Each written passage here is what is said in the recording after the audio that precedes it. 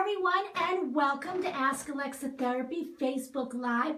Thank you so much for tuning in tonight. So excited to be here. I've been getting so many wonderful questions from you or the viewers, and I'll be answering them here on air on Facebook Live. But also, if you have any other questions, I will also be taping episodes of the Alexa Show dedicated to all of your questions. I actually just taped one last week, which will be appearing this week on my YouTube channel, Ask Alexa Therapy.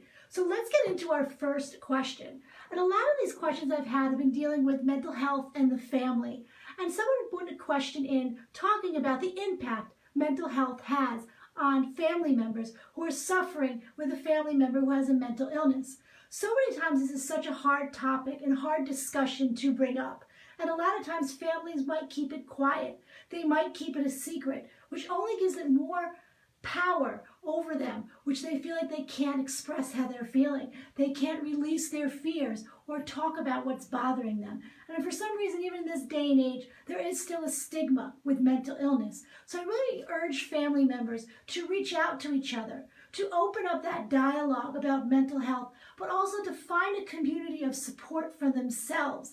Is it a friend, a family member, or a local group chapter meeting? Because I think it's so important to be able to express how you're feeling and know that you're not alone. And so many times when there is a family member suffering from a mental illness, a lot of times family members can keep it quiet or they overcompensate. And sometimes the parents, depending on how old the child is or as an adult, the parents have all the attention towards the family member that has a mental illness. A lot of times there's a really roller coaster of emotions up and down. There's a lot of triggers. There's a lot of sleepless nights. And I think so many times it impacts each family member differently. So I think it's so important to make sure you really speak to someone, to talk about it. Because so many times if we don't talk about it, we think maybe it's going to go away. Or maybe it won't be real if we don't say it out in person.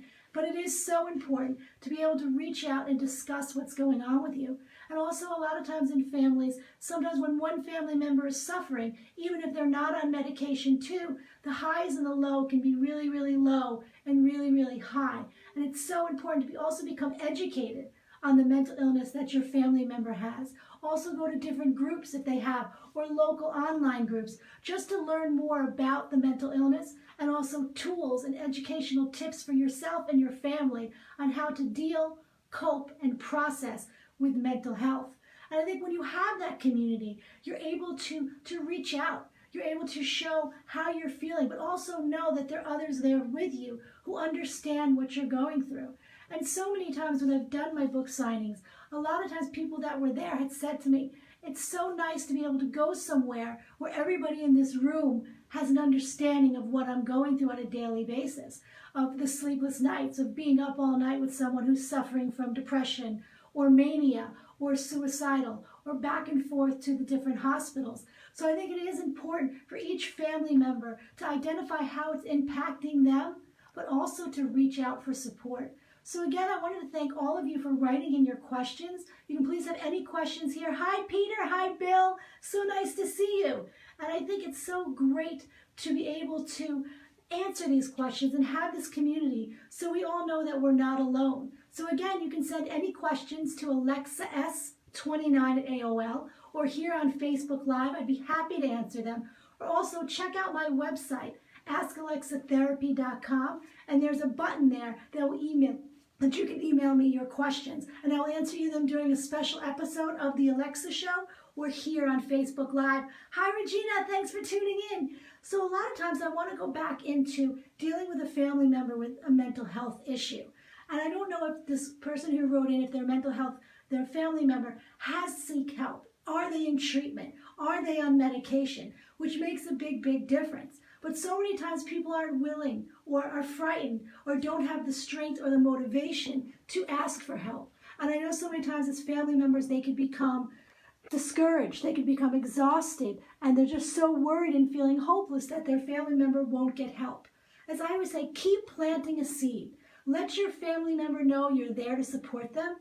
Give them information, resources, and it's their journey. So as long as you're planting that seed and giving them information, when they are ready, they will take you up on it. They will reach out. And I know so many times it could take a long time and it can be very stressful.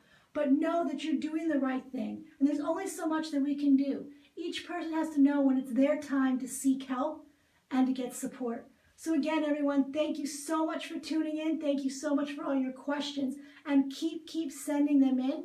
Also, I'll be doing some specials on anxiety, and also grandparents who are now becoming full-time caregivers of their grandchildren during COVID, while their parents are either working from home or working in the office. And I'm getting so many great questions like this because I think so many of these topics are coming up that we weren't prepared for, that we wouldn't know about, kind of the after effects of COVID, the kind of collaborative damage that has been going on. So I think it's really important to always be on to these questions, to be able to discuss them and have an open forum for all of us here to just explore them and know that we're all in this together.